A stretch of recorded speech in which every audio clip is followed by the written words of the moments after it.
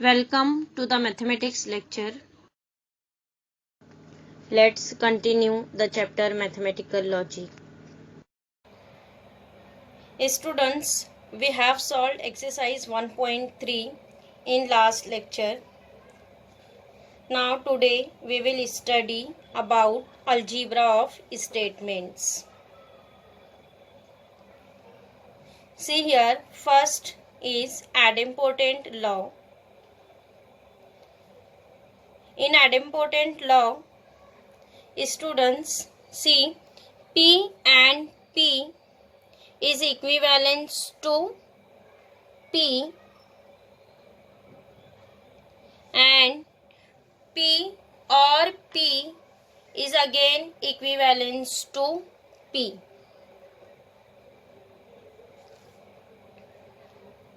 See here students, P is a one statement. Suppose we will assume P as a true statement, then we will substitute instead of P, T. Here write down T and T. What is T and T? T and T is equivalent to T. Now suppose here we will assume P as a false statement, then here we will substitute P as F, then F and F. What is F and F? F and F is equivalent to F. See here, T and T is equivalent to T. F and F is equivalent to F. Means whenever we will substitute P as T, then answer becomes T. Whenever we will substitute P as false F, then answer becomes F. Means it is depend on P.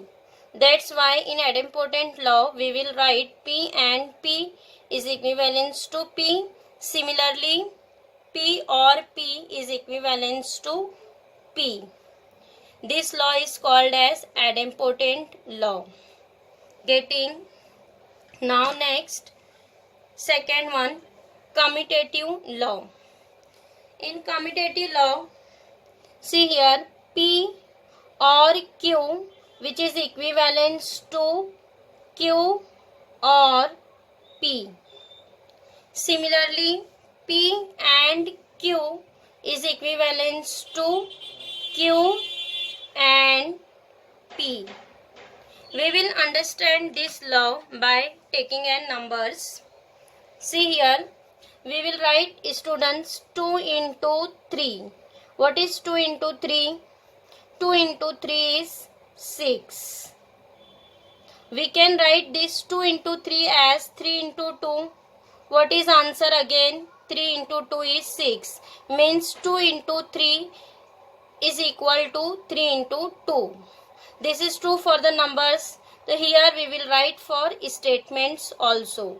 P or Q is equivalent to Q or P. Here only we will commute the statements.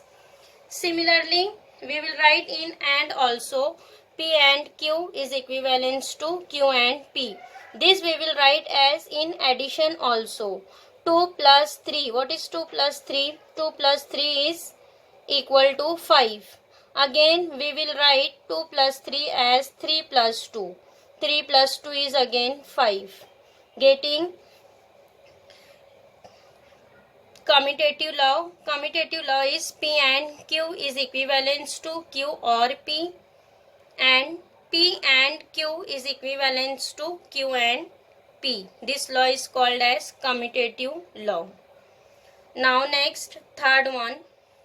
Third is associative law. Students, in associative law, here given that two connective, but they both are same. P and Q and R. See here, there is given that bracket on Q and R. In associative law, we will write P and Q and R as P and Q we will write in one bracket, P and Q and R, or we will write here this as without bracket, P and Q and R. See here, there is a same connective and. Again we will understand this law by taking n numbers. See here, we will write P as 2 into 3 into R take as 4. 2 into 3 into 4. What is answer here? 4 into 3. 12. 12 into 2. 24. Answer is here 24. So we will write this as 2 into 3 in one bracket into 4. Again what is answer? Answer is same, 3 into 2. 6. 6 into 4. 24. Answer is same. Again we will write these numbers without bracket. 2 into 3 into 4. Then see, again answer will be same, 24. Getting students, here only we will associate the brackets. So this law is called as associative law. So here in first one, here given that connective and in second one here given that connective or. Again here we will write same P or Q, write in one bracket, or R. And again we will write without bracket P or Q or R. Here students, there is an important condition here, connective is same and or. This law is called as associative law. Here only we will associate the brackets. Getting number 1 idempotent law, second one is commutative law, and third one is associative law.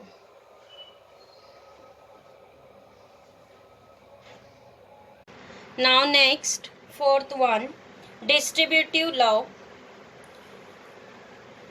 See here students, in distributive law, P and Q or R.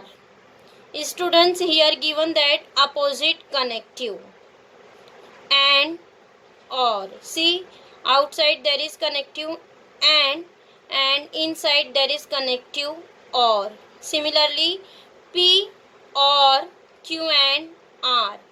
See, here again given that opposite connective. In last, associative law, there is a same connective, either both are or both are and. But in distributive law, there is opposite connective. See here how we will distribute. In distributive law, P and Q or R, which is equivalent to P and Q, P and Q, in middle write down connective or, and in second bracket again write down P and R. P and R. See here we will understand this law by taking in numbers.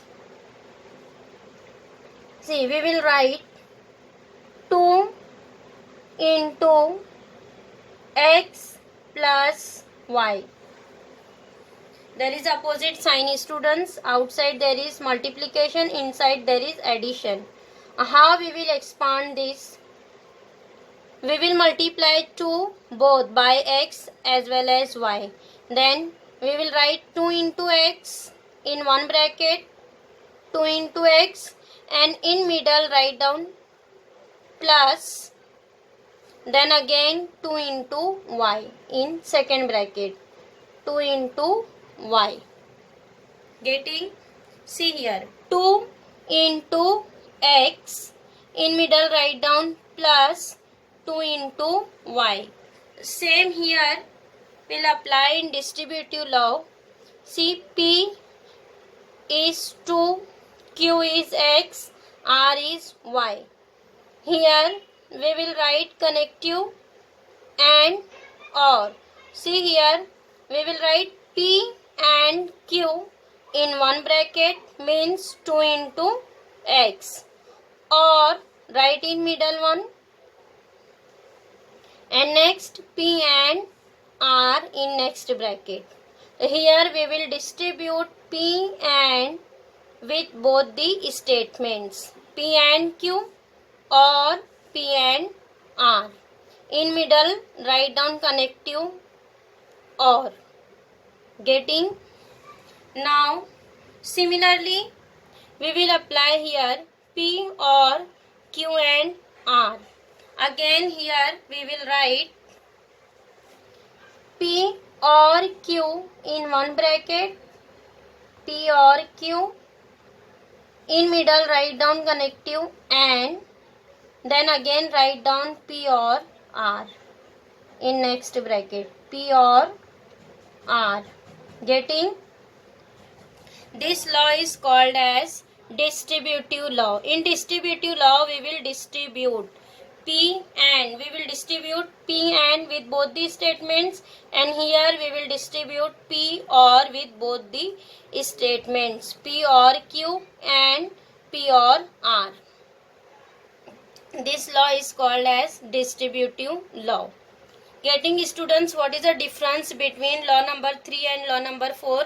In law number 3, associative law, in associative law there is a same connective, and in distributive law there is a opposite connective. Now next, fifth one, De Morgan's law. Students, De Morgan's law is nothing but negation of conjunction and disjunction, which we have already studied in negation of compound statements. See here, negation of P and Q. How we will write negation of P and Q? Here we will apply negation on both the statement, negation P, negation Q. And what is the negation of and? Negation of and is or. We will write negation of P or negation Q. Again, negation of P or Q is negation P and negation Q. So this both negation of conjunction and negation of disjunction is called as De Morgan's law. Getting? Now next, sixth one, identity law. Students, identity law is very important. See here, in identity law there is one identity is given, that either T or F. See first law, P and T, P and T, P and F. Students, suppose P is a one statement, it may be true or false. Suppose here we will write P as a true statement. P is a true statement. Then instead of P here write down T. T and this T write as it is. T and T is equivalent to. What is T and T? T and T is T.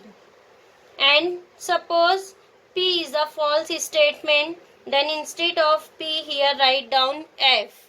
F and T. T write as it is. F and T is equivalent to.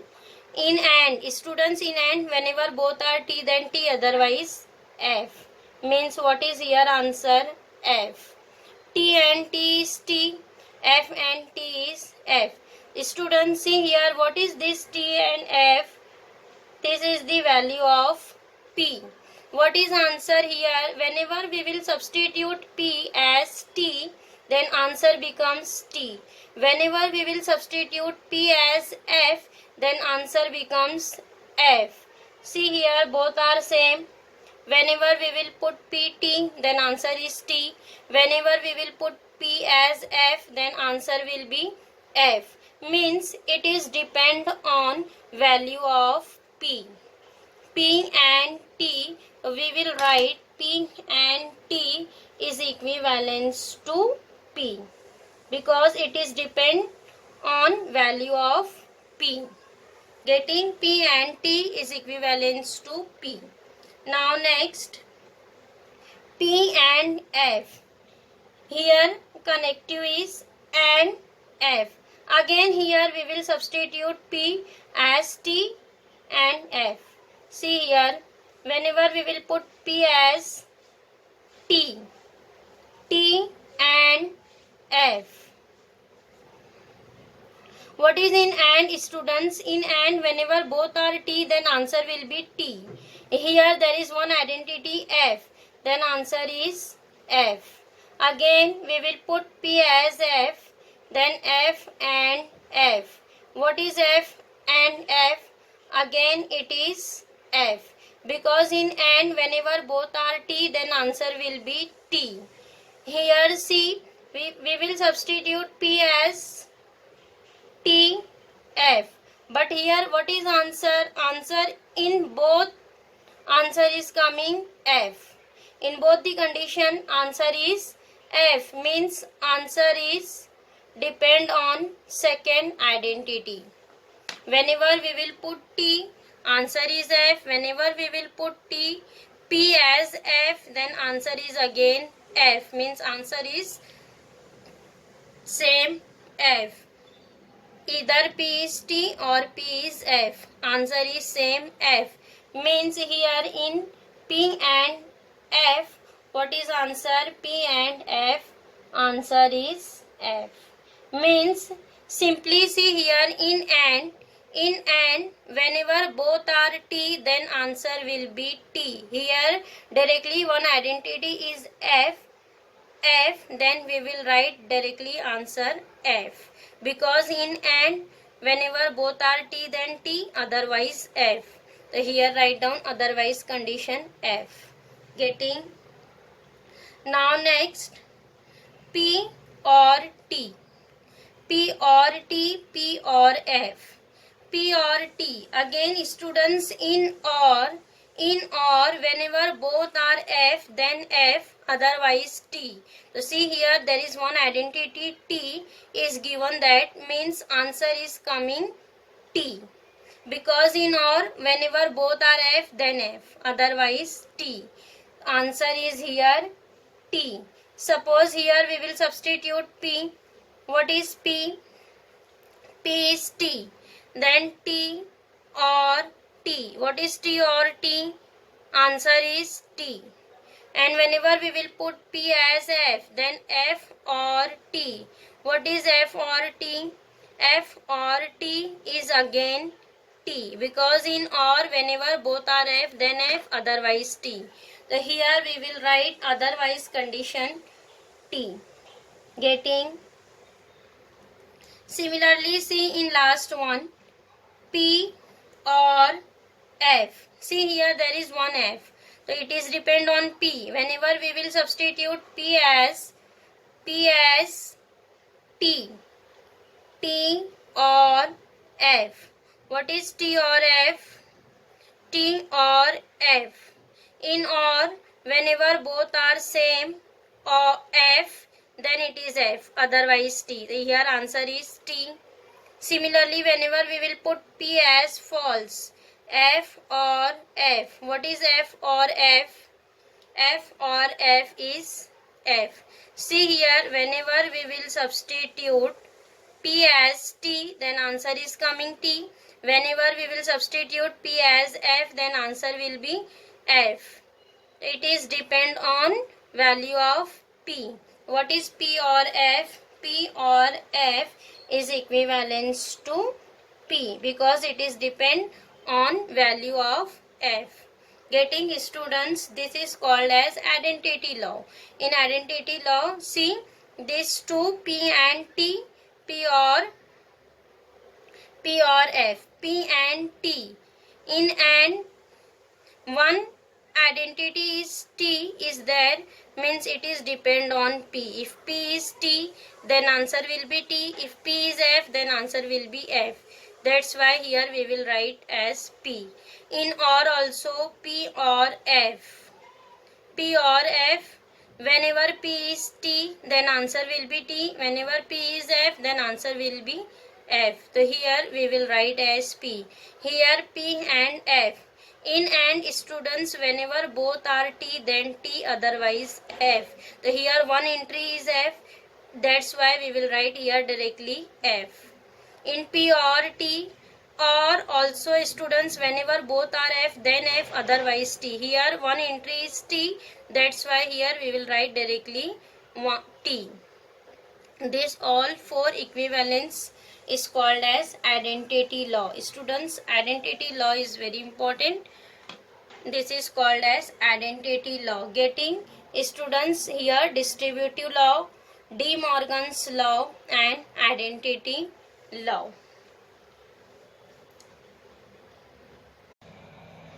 Now next, seventh one, complement law.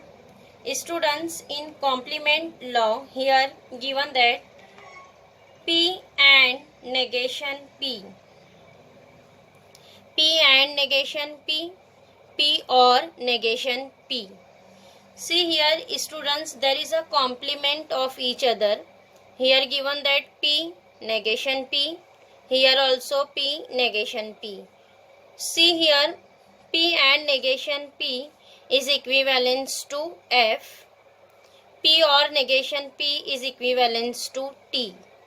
See here, whenever we will suppose P as a true statement, P as a true statement, and what is negation P?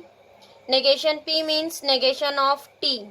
Negation T is F. Then T and F. What is T and F? T and F is equivalent to F. Because in and, whenever both are T, then T, otherwise F. So here T and F is equivalent to F. Simply students, in and, whenever in and both are T, then answer will be T. Here given that opposite. Then what is answer here? F. Similarly in or, whenever both are same F, then answer will be F. Otherwise T. Here again both are opposite, then answer will be T. Getting? This is called as complement law. Now next, 8.1 conditional law. In conditional law, here P implies Q. Students, P implies Q is equivalent to negation P or Q. Negation P or Q. Students, we have already seen negation of implication. What is negation of implication? Negation of P implies Q. What is negation of P implies Q? It is P or negation Q. Sorry, it is P and negation Q. P and negation Q. Here we will apply negation on negation of P implies Q. Apply both the side negation. Negation of negation P implies Q, which is equivalent to negation of P and negation Q. See here on LHS, negation will be cancelled. What is remaining here? P implies Q, which is equivalent to negation of P and negation Q. Here apply negation. Negation P, negation of and will be or, negation of negation Q. Again here students, negation will be cancelled. What is remaining? Q. Then P implies Q is equivalent to negation P or Q. Getting? Conditional law. Conditional law means it is negation of implication. P implies Q is equivalent to negation P or Q. This is called as conditional law. Now next, ninth one, biconditional law. Biconditional law, here given that P double implication Q. Students, we will write P double implication Q as P implies Q, P implies Q and Q implies P. See here, P implies Q. What is P implies Q? Q implies P. It is conditional law. Here we will apply conditional law. P implies Q. What is P implies Q? Negation P or Q. Then here write down negation P or Q. And sign write down as it is. And what about Q implies P? Q implies P means here apply negation on Q. Negation Q or P. Getting here first bracket is as it is of P implies Q, and in second bracket apply negation on Q. Negation Q or P. Getting this is called as biconditional law. Now next one is absorption law. Law number 10 is absorption law. Here given that students P or P and Q. This is equivalence to P. Here students Q will be absorbed.